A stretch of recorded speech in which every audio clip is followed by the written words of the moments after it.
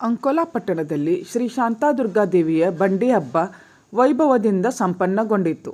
ಗುರುವಾರ ರಾತ್ರಿ ಸುಮಾರು 8 ಗಂಟೆಗೆ ಅಂಕೋಲಾದ ಸುಪ್ರಸಿದ್ಧ ಶ್ರೀ ಶಾಂತಾದುರ್ಗಾದೇವಿಯ ಬಂಡಿ ಹಬ್ಬ ಅತ್ಯಂತ ವೈಭವದಿಂದ ಸಂಪನ್ನಗೊಂಡಿತು.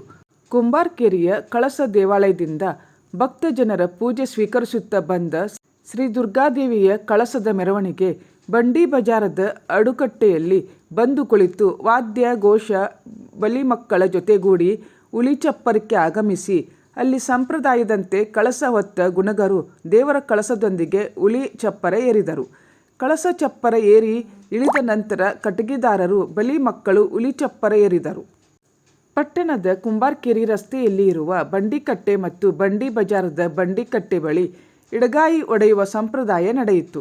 ಬಂಡಿ ಹಬ್ಬದ ನಿಮಿತ್ತ ಸಂಪೂರ್ಣ ಅಂಕೋಲಾ ಪಟ್ಟಣ ಜನರಿಂದ ಕಿಕ್ಕಿರಿದು ತುಂಬಿತ್ತು. ಬಂಡಿ ಹಬ್ಬ ಮೆರವಣಿಗೆಯಲ್ಲಿ ಶಾಂತಾದುರ್ಗಾದೇವಿಗೆ ಜೈಘೋಷ ಕೂಗುತ್ತಾ ಮೆರವಣಿಗೆ ಸಾಗಿತ್ತು. ಇದಕ್ಕೂ ಮುನ್ನ ಬೆಳಿಗ್ಗೆ ಶಾಂತಾದುರ್ಗಾ ದೇವಾಲಯದಲ್ಲಿ ಹಣ್ಣು ಕಾಯಿ ಉಡಿ ಸೇವೆ, ತುಲಾಭಾರ, ಗಿಂಡಿ ತುಂಬುವ ಸೇವೆಗಳು ಭಕ್ತರಿಂದ ನಡೆದವು.